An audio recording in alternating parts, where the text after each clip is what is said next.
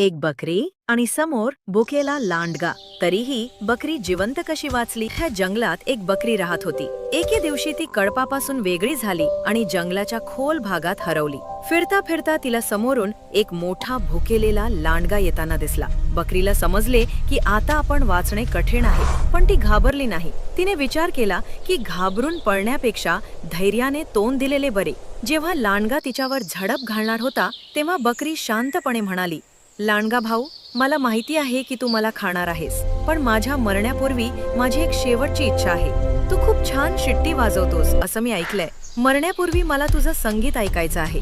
लांडग्याला स्वतःची स्तुती ऐकून खूप अभिमान वाटला. त्याने विचार केला, एक शिट्टी वाजवल्याने काय होणार आहे? हिला तर मी नंतर खाणारच आहे.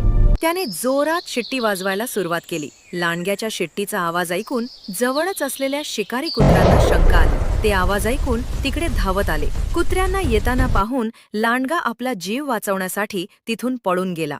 अशा प्रकारे बकरीने आपल्या बुद्धीचा वापर करून स्वतःचा जीव वाचवला.